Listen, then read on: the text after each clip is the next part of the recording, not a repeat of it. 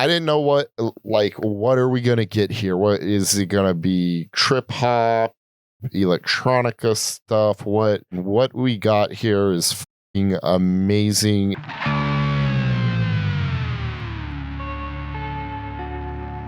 Welcome to Every Album Ever with Mike and Alex. My name is Michael Mansour, and I'm joined as always by my happy co-host Alexander Volts. Say hello. Hello.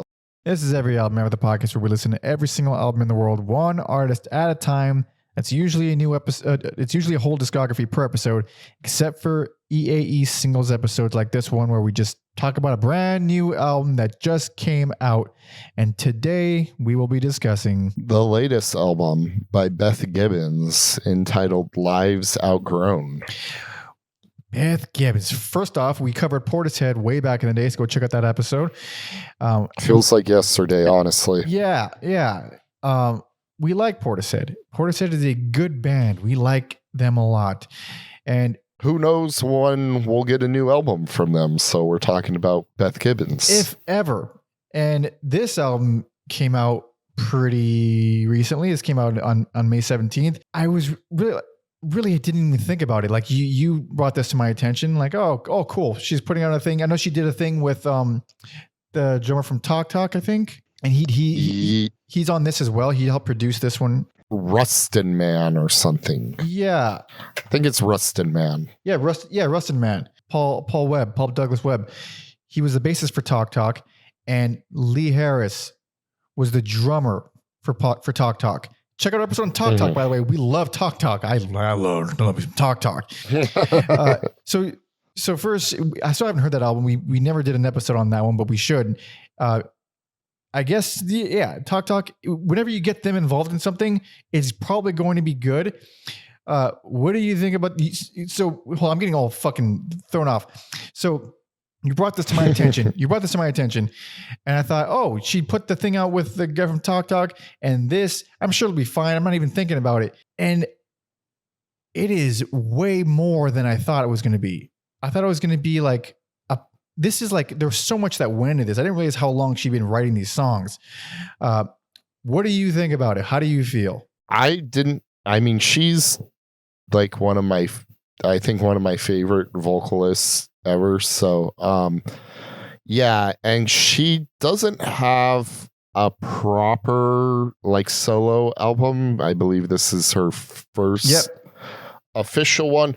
I didn't know what are we gonna get here? What is it gonna be? Trip hop, electronica stuff? What are we gonna get here? And what we got here is fucking amazing. It's surreal, creepy folk music that ironically like Chelsea Wolfe kind of helped do, but also there's like, you hear things on here where it like invokes Portishead, and it's not electronic, but you're like, oh, that is like a sound I would hear in a Portishead song. So like I didn't really have my expectations high or low. I just kind of went into it. Like I said, like who knows when we're going to get another Portishead album. So I'll listen to this, and it's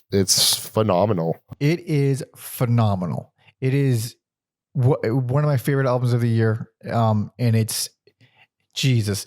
I was, like you, expectations weren't super high or super low, but I will say that the day that I was supposed to listen to this, I was not feeling like listening to it. Like I was having a rough day and I was tired, and I was looking at it on my screen, like just deciding like, should I click on it? Do I listen to it now? I don't really want to listen to this now. And I was like, fuck it. I'll listen. Fuck it. So I listened to it, and it brought my entire spirit back up. Oh, wow. It's fucking amazing. It's amazing. Every song is amazing. Yeah. It's so like well constructed. Like so much, it feels like so much thought has been put into every song.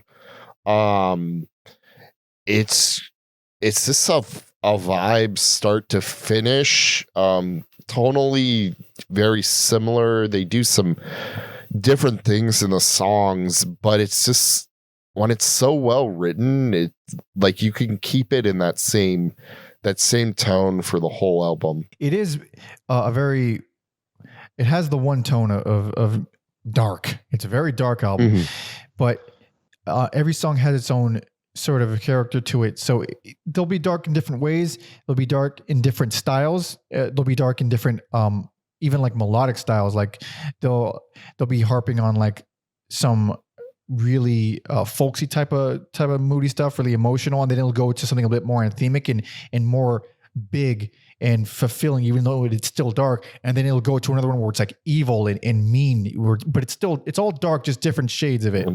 It's different shades of dark. Yeah. And yeah, I think that's like appropriate with the album art too, of her like going from one position to another, or maybe, you know, going from young to old. Yeah. There's a quote here. Not quote. Yeah. I mean, this is from the wiki. It just says, Gibbons wrote the album over a decade with topics including motherhood, anxiety, menopause, and mortality. Gibbons said that the album was directly influenced by the deaths of family and friends over the preceding several years. And she, quote, realized what life was like with no hope. Jesus fucking Christ, Beth. Well, you feel it on this album a lot. It's pretty heavy, but gorgeous. Dude, the use of string sections on this album is absolutely masterful, and it tears at my soul, man. Fucking forget about it. Like the string sections on here just put other things to shame. It's insane how good they. And so the opener, Tell Me Who You Are Today, it comes in and it's like really lo-fi, and I'm like, I don't know why I'm surprised that something with Beth Gibbons is lo-fi. I mean, of course, it has like a lot of the lo-fi-ness is designated to the drums, I've noticed. Yes. Yeah. The drumming is they're crash cymbals in general are not a feature of the drumming and percussion on here. It's very like hand drums or like muted toms or probably some other percussion. I just don't know what's going on here. But yeah, it's just, it does a good job of setting the table of what we're going to get here. Beautiful melodic guitar aided by the, you know, quiet yet subtle percussion, and these surreal string sections. They're incredible. They're absolutely incredible. And the harmonies and layers are so fucking lovely. The opener sets up Tell Me Who You Are Today is a good opener. I mean, it sets up a lot of what we're going to get, but nothing repeats itself.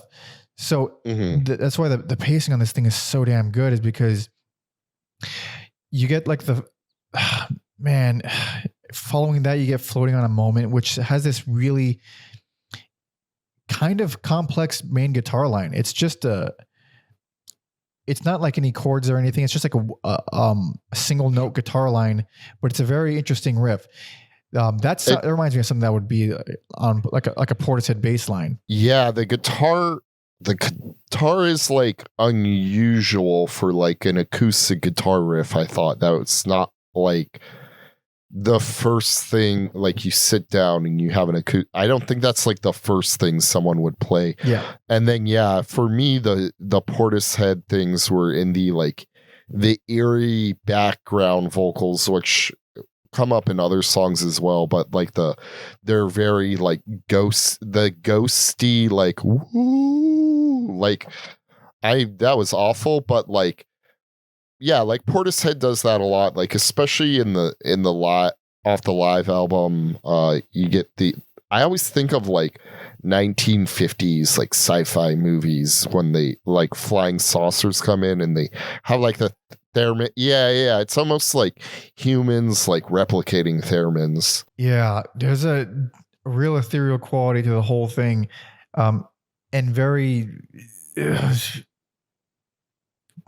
cold and spectral. It's very ghost-like. It's very sad, but really, it's not sexy like Patrick Swayze in Ghosts. It is not as sexy as Swayze. I'm afraid not. You got Burden of Life, which feels very medieval. It's like it feels so old. I mean, the way those tribal drums feel, it's like centuries old folk. I mean, they feel very tribal. The violins are so creepy to me. It's almost like you could just isolate the violins and put them in like Texas Chainsaw Massacre or something. They're so damn good. They're really well done. They're very, very unique strings. It comes in around 2 minutes. It's fucking so damn good. Super morose song though. And then what I was saying a little bit about, I mean, it's called The Burden of Life. Like, yeah, who'd have thought? Yeah, good point. It is a burden. Indeed. That nobody asked for. No, you're right. None of us asked for it. We should all end it now. But oh, fuck, that got dark. But Lost Changes is one of the ones that gets bigger. It's a very English song, especially the way the acoustic guitars sound on that one. It has more power behind it. It's still really dark and on the more emotional side, but it's got this really great chorus with amazing strings. Yeah, I want to like it like ebbs and flows, and like her like vocals and the strings like swell when it gets to like the main chorus. Yeah, it's got such nice flow to the songs themselves. And then a perfect example of the how well paced this thing is, you get Rewind, which is exactly what you want following this dark, emotionally pretty, heavy song. You get this fucking mean, evil, Eastern sounding thing. Yeah. I'm a sucker for those things, and the thing that caught me off here was like the use of feedback and kind of like the off notes. Mm-hmm. So you get this like layer of uneasiness about like going so far into chaos that you want to rewind, and it just fucking worked for me. And then you kind of get a return to that with For Sale. Yeah, exactly. There's probably the two most evil Eastern sounding things on the album, but with Rewind, there does some really fascinating things. Like there's this transition. It first comes in around 1:05, but it happens a couple times in the song. It's this little transition that it kind of breaks the time signature. It goes off into this own little weird off thing, and then it jumps back. It's like this weird detour of a tiny section, really bizarre. Has these like someone like doing a fill on a hand drum or something, mm-hmm. with these really plucky acoustic bass sounds. It's such a very cool. It's a weird transition. It doesn't fit in rhythmically, but it fits in thematically. Yeah, there aren't really a lot of drum fills on here, nor should there be. But yeah, like I think it was Rewind where like particularly like strong use of drum fills. Mm-hmm. Yeah. And then you think she's a fan of the movie Tenet? I haven't seen it. Mm. Should I change that? I have mixed feelings about it, but it's definitely a spectacle. All right. And yeah, like when you travel backwards in time in that movie, you literally like go like you could technically time travel 50 years into the past, but it would actually take 50 years to do it. That seems you have to like practical. Like, yeah, you in the movie, the way time travel works, you have to like physically move through it to do it. That is it. I'm interested. It sounds like a spectacle. I'm interested. The good way I heard to describe it is, I think I went in there with the wrong thing. You kind of have to watch it like a James Bond movie where like the plot doesn't matter. You're just there to experience it. And Bond movies do rule, so yes, it is a high concept confusing Bond movie. Also, I think Beth Gibbons would do a killer how has this woman never been approached to do a Bond? That's a good point. Yeah, that's true. She's got the dude. Imagine like Bond string sections with her voice. Forget about it. But speaking of her voice, she sounds incredible. She hasn't aged at all. Not one fucking day. It's crazy. This is someone who's like taken pristine, like, I mean, it probably helps that Portishead doesn't have like a crazy touring schedule or things like that. But still, as this album's taught me, you can't outrun time. Like she certainly seems to have with her vocal performances. She sounds amazing. And Rewind is a fucking great and brutal song. And then at that point, first listen, I was expecting there to be a lull now, because I mean, you gave us 5 fucking great songs in a row. That's really hard to do. Like you could take a break. Reaching out, yet another perfect pacing choice to pick the speed back up. It gets more lively, but still cold, still dark, very rhythmic though. Big heavy drums. Also I like it because it's like slight continuity and a good like companion album to Chelsea Wolfe. She reaches out. She reaches out to she. She was reaching out to Beth Gibbons. Yeah. And Beth Gibbons reached out, and it's that circle. It's a tenet. Yeah, that's one circle. Check out that episode on Chelsea Wolfe that we did earlier this year. Both those albums, I'll probably find some convoluted way to talk about them both without making them both my number one. God damn. I'm not doing it this year. But yeah, that song is great. There's an uneasiness to it, slightly higher tempo, and just like you don't need to put horns in this album. It would kill the vibes, right? But no, the fucking horns are so good. The horns sound amazing. They come in with these big heavy drums around 1:30, and then the Gibbons her wails on that section sound so fucking. Ah, man, what a fucking angel she is. Oceans is kind of appropriate, this big and moody and overwhelming, and it's that's another one. Get another great pacing choice, because it brings this chilling acoustic guitar on there. It calms things down at first, and then it gets super anthemic with this beautiful chorus. And then the waves come and fuck you up. It's so fucking well written, man. Every song is so well written. Just such creative progressions. It just it feels so good whenever they go to this next thing, because you think you've heard it. It's simple. It's simple conceptually. It's just progressions that people don't typically go to. So you're able to have a completely different mood shift in one song, because, well, that mood doesn't fit this one. Why would you go there?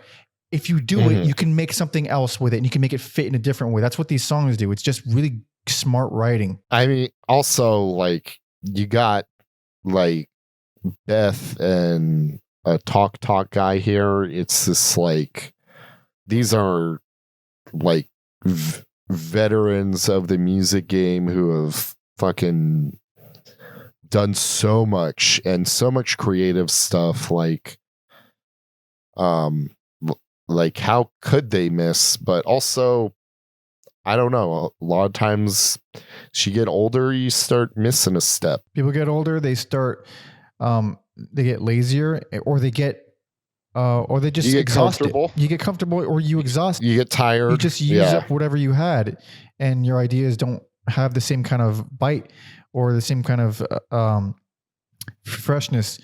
Whereas she's not really put out very many records. I mean, counting Portishead, this is like 5 that I can think of. I'm sure she's been on stuff. Maybe I haven't looked. Oh yeah, no, I feel like she was on something random. She was on like she was on like Kendrick Lamar's most recent album. So really? Weird. Yes. It's right. Mother I Sober. And then also our MF Doom episode, she was on the JJ Doom album. Oh, Keys to the Cuff. Key to the Cuffs. I forgot about that. Like she's guest on a bunch of stuff. But if you look at every single guest appearance, that's actually not that many songs in her entire career. It's still very, very minimal. We're not even done talking about these songs. The songs just keep getting fucking better and better. I mean, you brought up For Sale earlier, and Following Oceans it just feels amazing because it's at this point we've had 2 songs in a row that were a little bit more on the dramatic, emotional side, and then now we're back to Evil and Eastern, and that one I think reminds me the most of Portishead, like something that would be off third. It doesn't really sound like Portishead, but just her vocal choices and just the feel of it. I think this album has like way more in common with third than the first 2 albums, just because it's like venturing off out of the like trip hop comfort zone, if you want to call it that. Also, there's like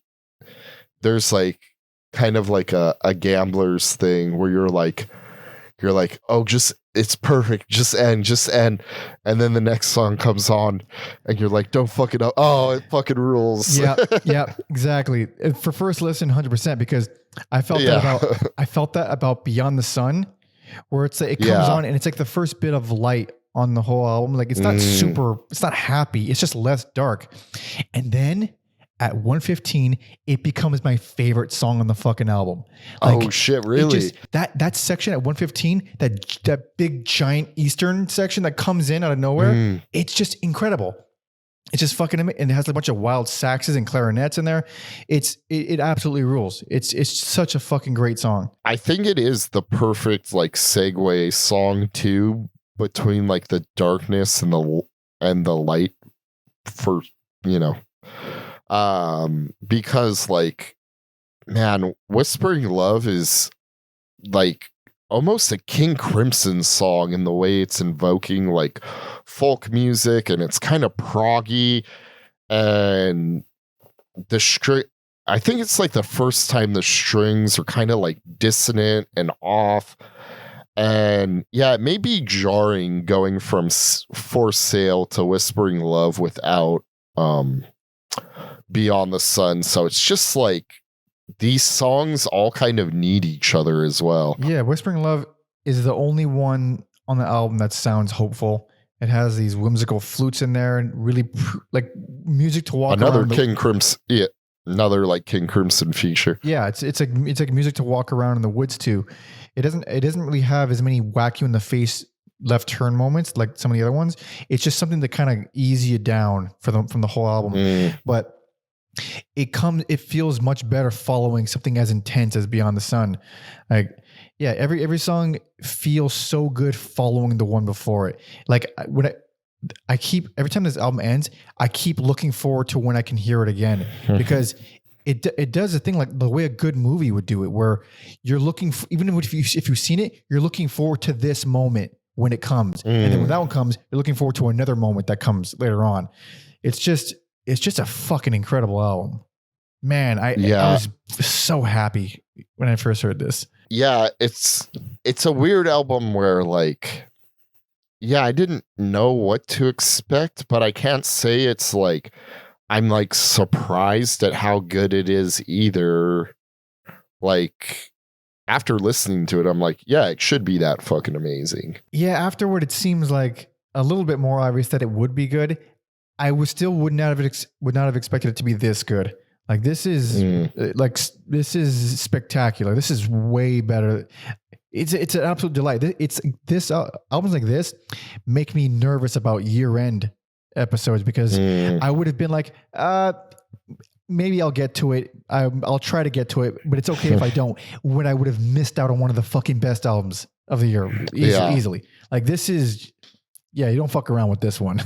It's also interesting where like growing up, I think I always thought of solo albums or like like someone breaking off from the band, where it's just like, it's more like extra content. It's never required listening, but like this is just like, this is required listening. And I mean, it's big fucking shoes for like solo artists to fill, but it's just interesting in that context where like outside of like, if Mick Jagger did solo albums, I'm sure he did.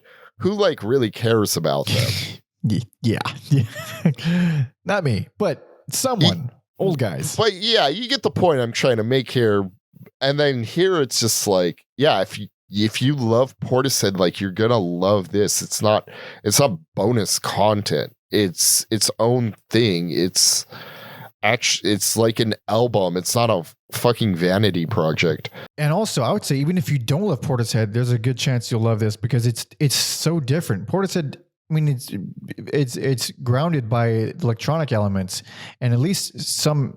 I mean, trip hop, obviously. So there's at least some movement to it, some danciness to it. Mm-hmm. This is on the dark folk side with.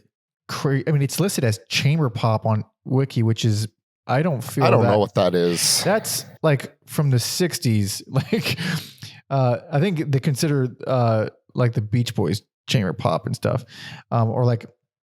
It's also looked at as Baroque pop, which is like ABBA and stuff. Yeah. Like they list Smile. Like, what?